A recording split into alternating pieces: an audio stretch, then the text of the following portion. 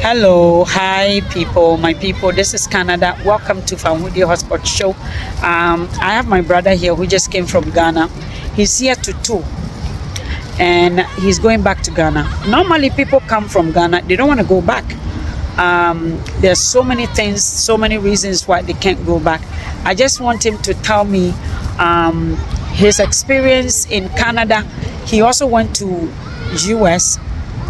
What is the difference between himself and other people who may be running from whatever? So, hello, just All right, guys, my name is Tete Onupa, and like my sister said, I'm here in Canada for some few days. I've been to the US, and I'll be coming to Ghana very soon.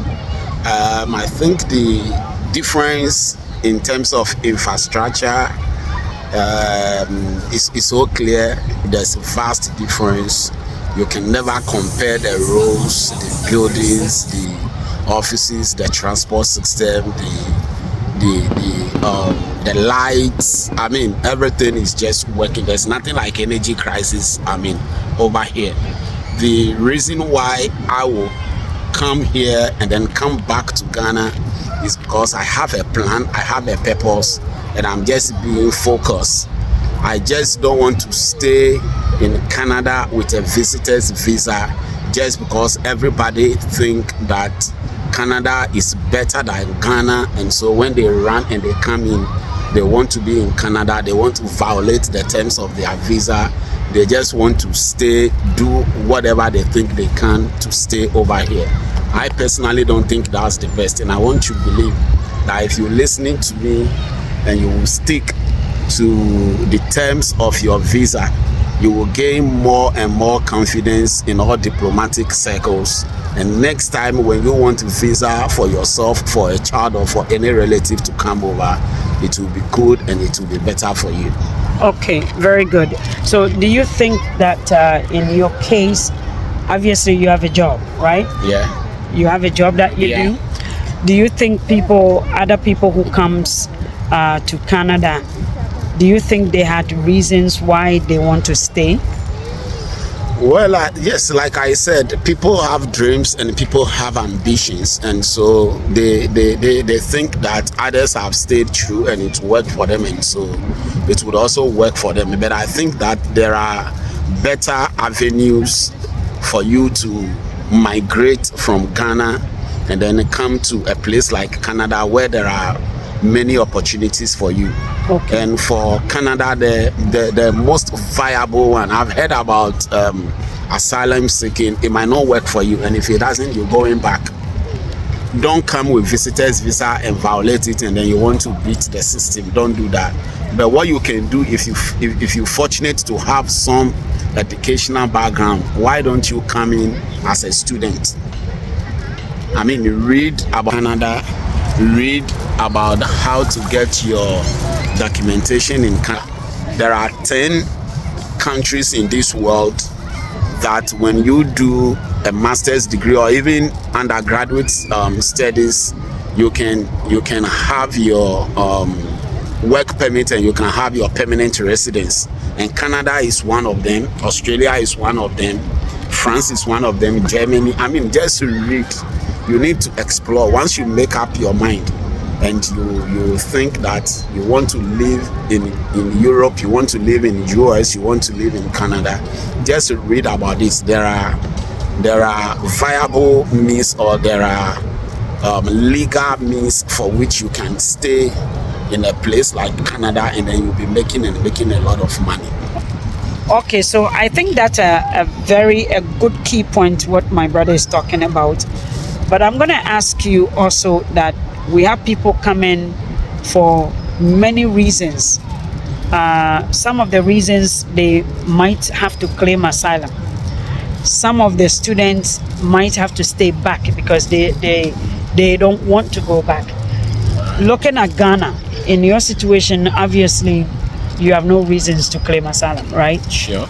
Do you think other people might have a reason to claim asylum? Looking at what is going on, do you think there's a potential reasons? Okay, so I do believe that people have reasons for doing the things that they do. And if you want to claim asylum, especially in Canada, it's very simple and it's very easy. But the most important depend on the story that you have. And don't also think that the immigration authorities are just going to buy your story because you are saying so. They will look at your story, they will dig, they will investigate, they will check your background, they will look at the application documents that you filed, they will look at the situation in Ghana, what's happening, and if you have a genuine case, why not? I've heard people claiming to be homosexuals and bisexuals and they are using it to file for their papers. I mean, that's fine, but the bottom line is that it will be investigated, and if it find out that your life is in danger, it will be granted, and for that you have a genuine case for not wanting to go back to Ghana. That's one. Number two, you come to school, you finish schooling, and you also don't want to go to Ghana because you feel that when you go back, the opportunities there are limited. What's the plan? Are you looking for a job to stay? So the point here is that people would have genuine reasons for not wanting to go to Ghana because obviously our situations are not the same. And so if the opportunity is not in Ghana for you, just look for legal means of staying and living your life in Canada and talk to the right people. Okay. Talk to the right people. And what I would suggest to a lot of Ghanaians here is go on the net, look for the Ghana Association Toronto or look for Ghana Association Ontario or whatever, and then get in touch. Problem, I mean, with all the travels that I have done, you travel and you go to a foreign country and you hear Ghanaians saying that Ghana for dear, Ghana for dear, Ghana for dear. We speak evil about ourselves or we speak ill about ourselves. So I keep asking, if Ghana for were brochre, yeah, who are the people who are good? Because the Indian will not come to the black man, and the black man, if you go to the Indian, your story will not fit. You won't fit. So you will obviously have to go to a black man or the African community, and you can't go to a Nigerian. It is the Ghanaian that you have to go, but just know what to say, straight to what you want, keep to your lane, and when you want help, be genuine and open up so that people can help you, my dear. Very good. Very, very good. This is a lot. I mean, if you look at the whole, this is a very, very nice community. We're just sitting here. The wind is amazing. The weather is nice. We are in the summertime. It's obviously not in the winter. Canada is not always like this. There will come a time where these trees are not going to be here. It's going to look like a very, very brownish and sticky. They're all going to be sticks, right? They're all going to be sticks. Now, a question back to you again is that, do you think this is a country you can settle in? And if you want to settle, what would you think you are hoping to gain or find that you are not finding in Ghana? Do you think this is a place to settle? Yes, obviously. I mean, if I'm not mistaken, I can say I've been to like 15 to 20 countries, and I've never had the urge to, violate the terms of my visa by saying I want to live here without going back. Not even almighty United States of America. But I keep saying, given the opportunity to live anywhere in the world, I'll opt for Canada. And I'm not saying so because I'm here, but I think that having been around for some days now, I've really been exposed. I've seen a lot about how the system work over here, the opportunities that are available, how things are made comfortable for everybody, irrespective of your race, irrespective of your educational background.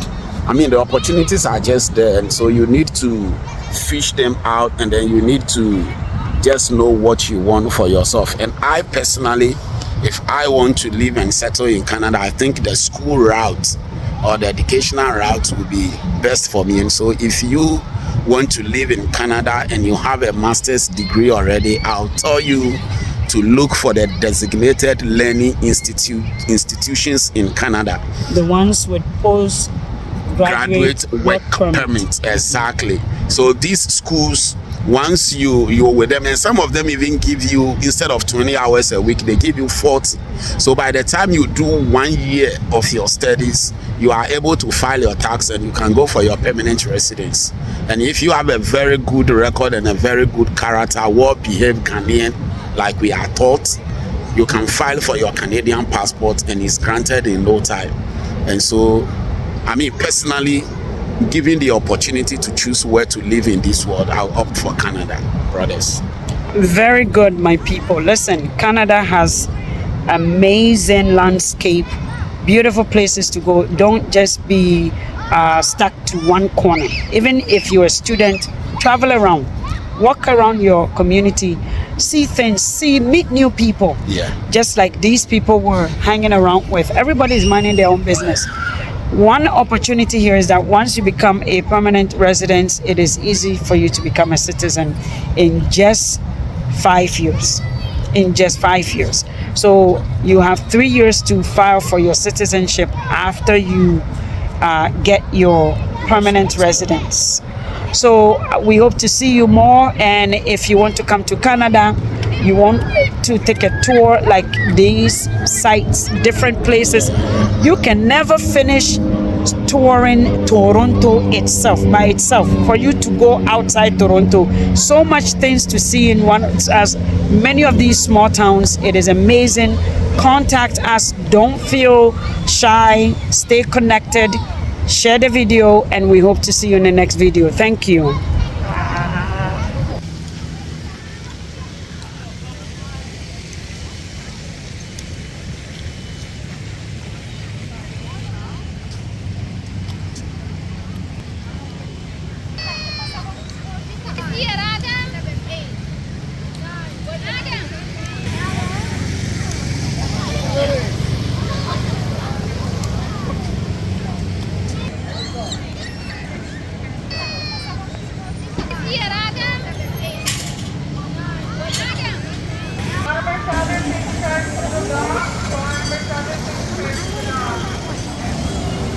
Mom.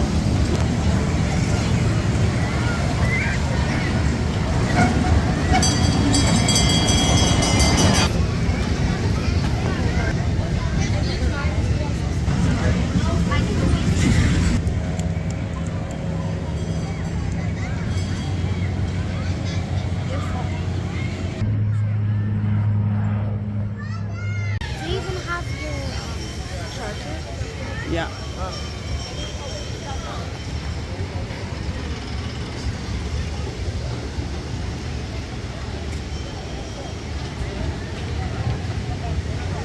I want to golf. Can we golf?